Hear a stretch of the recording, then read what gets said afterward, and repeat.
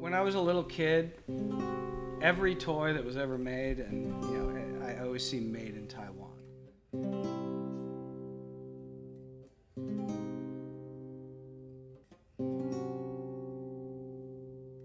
So, I knew exactly what Taiwan was from a very early age, but I didn't really, in my 30s I moved to Asia and I lived in Thailand, and I really only came to Taiwan as I was flying home, stopping in the airport. But I do remember kind of stopping there and it being an interesting place and thinking like, wow, like this is, I never really thought about Taiwan, but it's probably an interesting place.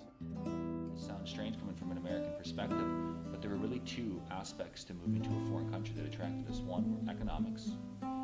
Teachers in the United States, generally speaking, don't get paid a whole lot of money to live a middle-class lifestyle, which we are considered middle-class participants in an American middle class. And so there's the economic part to it that was a big incentive for us to move overseas, where we could do a lot better economically. But also, which sounds, I think, is the converse and very opposite of what people might consider, is really for a lot of Americans, there's sometimes, in some situations, a lack of freedom. And there's a lack of freedom to raise your children the way you want to. I've actually been wanting to travel and live in another country probably since I was 19. And, life happens and life gets in the way and other decisions. And I think it was around the time that my nephew was born, I felt like I was kind of like living my life for other people, and I kept waiting for things to happen. I'm like, oh, I don't want to leave. Like, my nephew's born and I want to be here for him. And I realized I was making decisions less on me and about other people. And so at that time, I kind of had an epiphany. Like, I wanted to do something for myself, and I was ready to try this adventure. Every other time I had tried, it felt like something kept coming up, and I allowed those things to come up. And so it took quite a while before I actually made the trek to move. Have you had any doubts or regrets about moving, like to all places, or like Taiwan in particular? Well, there are two parts in your question, right? Yeah. There's the question about doubts, and there's the question about regrets. Yeah. Doubts is before going somewhere, and you always have doubts. I always have doubts because there's always a little bit of an element of fear when you step into the unknown. And that's normal, that's natural. I think there's no good experience that comes if you don't have a bit of fear when you go to it, right? That's part of the challenge. The regrets come afterwards if you've made a bad choice. And with Taiwan, we definitely didn't make a bad choice. We have no regrets about being here.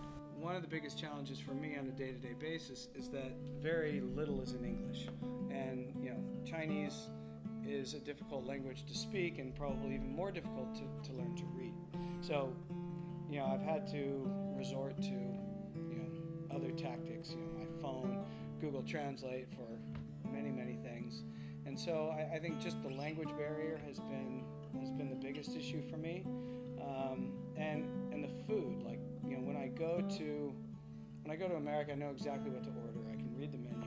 Okay, yes, I want this, I want that. But here, I have no idea because it's in Chinese. If there's no pictures, I have no idea what I'm ordering. So right off the bat, 95% of restaurants are off limits to me.